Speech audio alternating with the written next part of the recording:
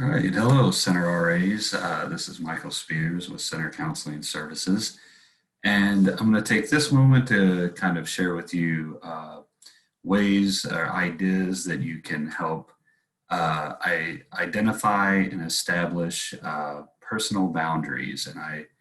This is a topic that comes up year after year with RAs. And it's one that if worked on and identified and established early can really help you with your potential and your wellness and getting you on a routine that's going to promote your overall mental health, physical health, academic progress. So what I'm going to do at this time, share some slides, just go over quickly some ways that you can start to identify and form your own boundaries in relation to yourself and others.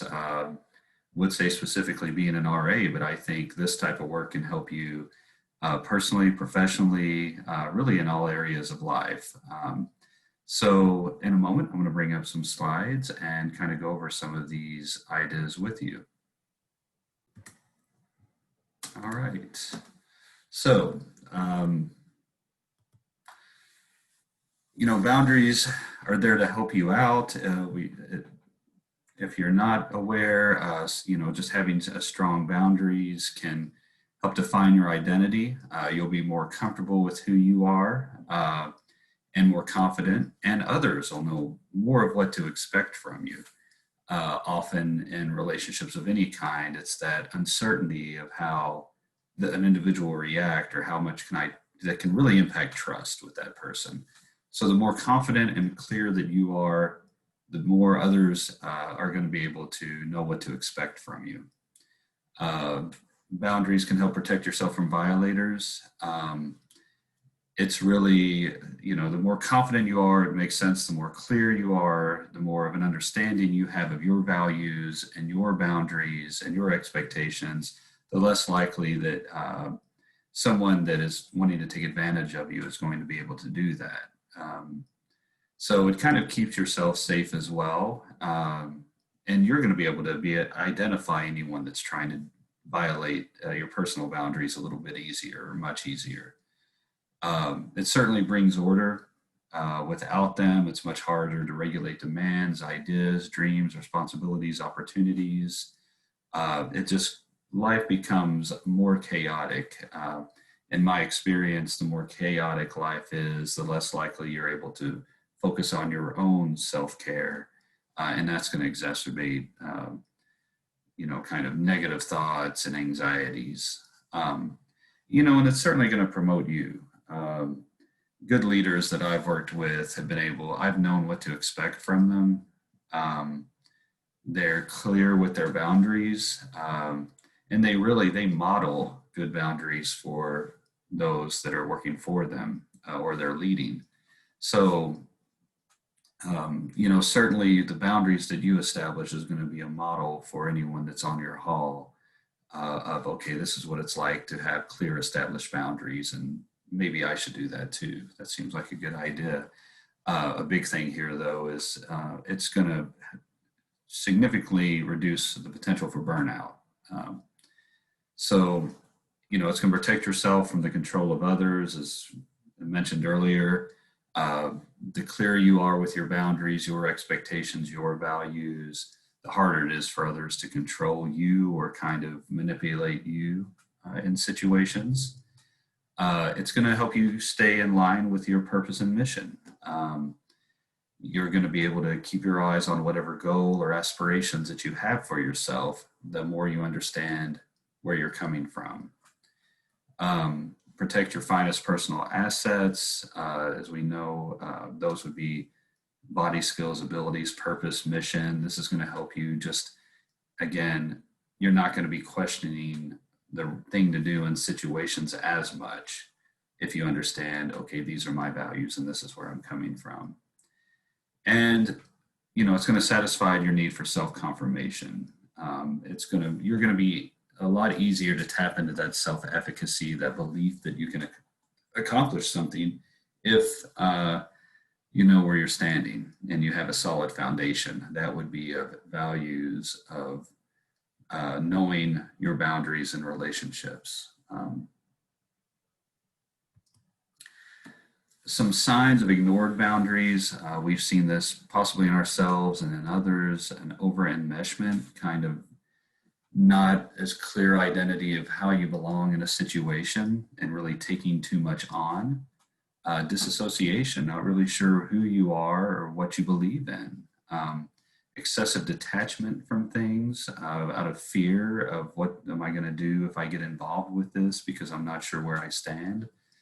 Victimhood or martyrdom, having a chip on your shoulder, just feeling irritated about a situation because of that poorly established boundary, value, expectation, invisibility, aloofness or shyness.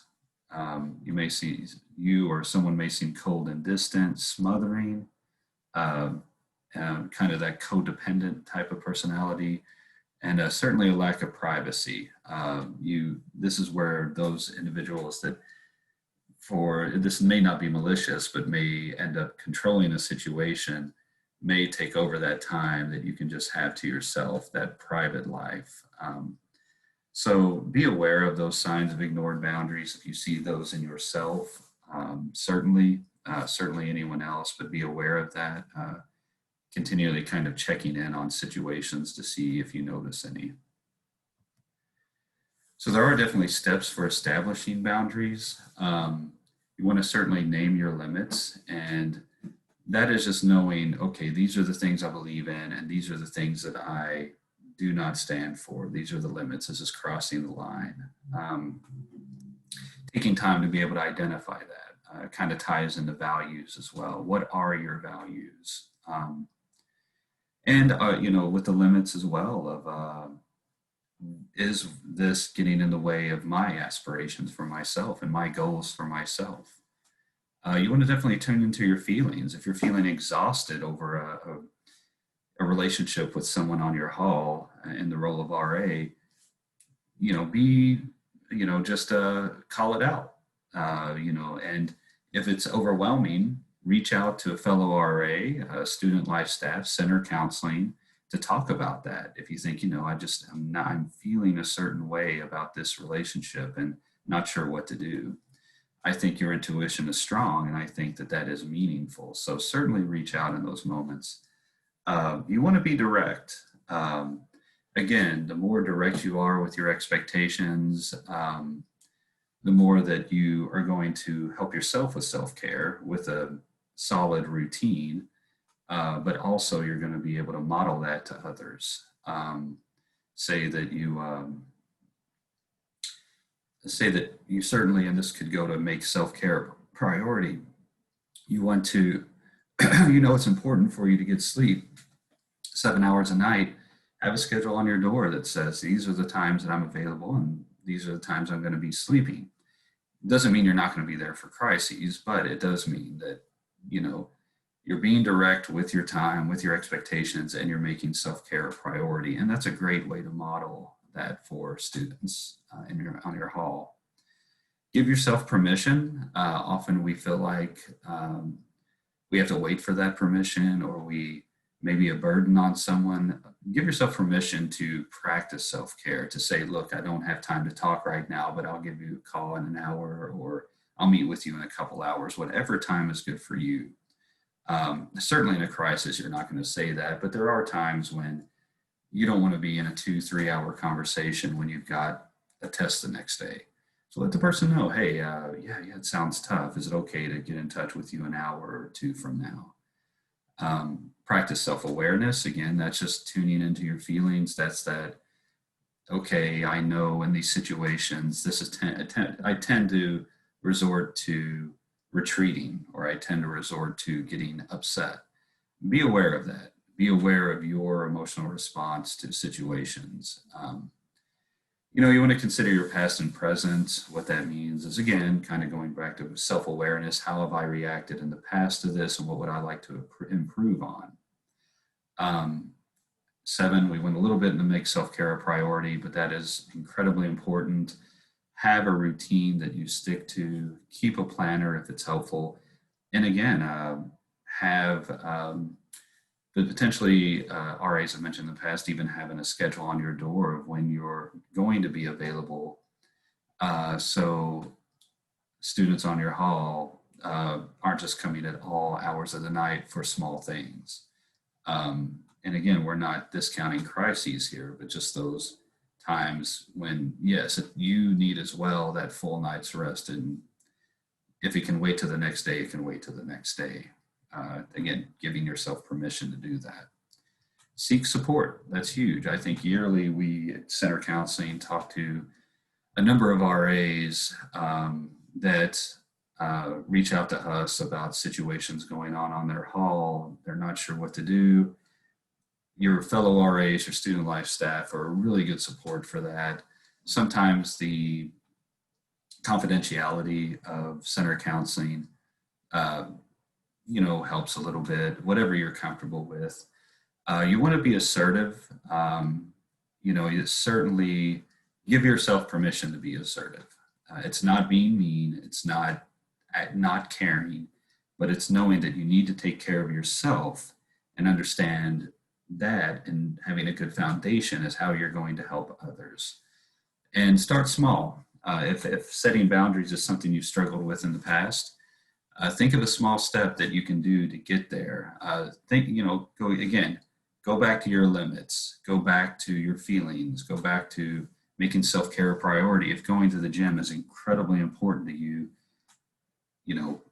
post on your door, or just make sure that whatever time you go to the gym is a time you go to the gym. Or if there's a time that you take a walk outside, that you take that break. If you take a nap a certain time, that you start small with these, kind of keeping 1 through 9 as a part of that. So those are some ways of establishing boundaries.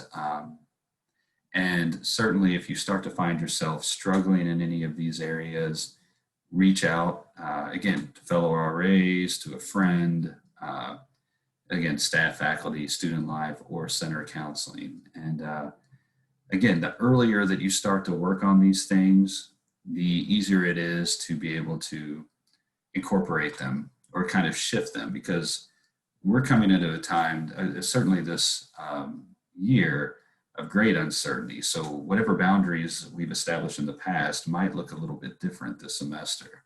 So be willing to be flexible with it. And I really encourage you to take time to think about my boundaries, my limits, go through this, and certainly think about areas that you could benefit from spending some time thinking about. So again, take some time when you get a chance. I know there's a lot going on, but think about, in regards to boundaries, what you allow but don't like, and what I don't allow. Usually with RA training, we take time to write these down so individuals can reflect on it.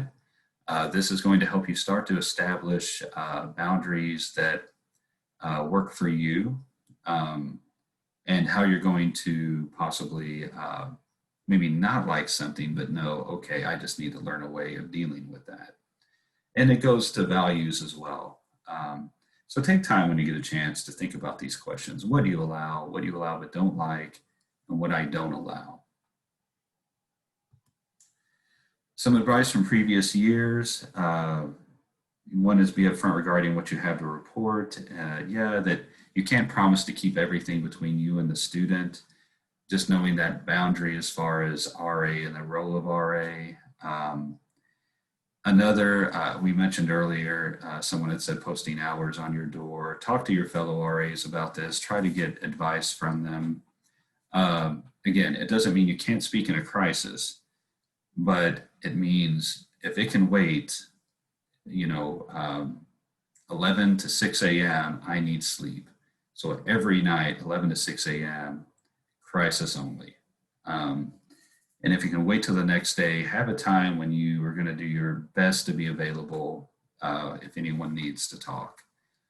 Even if that's just providing your number to get, you can be at the library, but hey, text me during these times if you need to talk.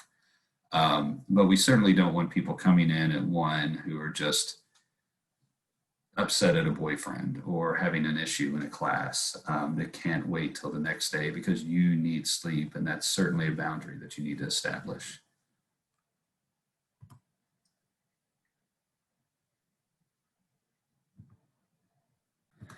All right, so those are some ideas to start generating your own boundaries. I really encourage you to take time on this. In the past, I think boundaries has been a training that has been beneficial, particularly for first-time RAs who maybe haven't thought about this before and thought about how do I establish, how do I develop those boundaries. So I encourage you to take time on that. Rewatch this, write down some things that maybe come to mind for you that work for you. Again, we're all individuals, so it's going to look differently for each of us. And also go online, look for ideas of ways to establish boundaries. I'm sure you're going to be able to find some good resources, but the best resources are going to be talk to the RAs, your fellow RAs, the ones that have done this before, the ones that you admire and you think, oh, it's a good RA to model my style after, or go to Student Life, or come over to Center Counseling if it's something you feel that you could benefit from the confidentiality. Certainly, if you'd like to, just email us again at counseling@center.edu. And as always, I want you to continue to enjoy your virtual RA training. It's good to talk to you, and hopefully I'll see you at some point. Take care.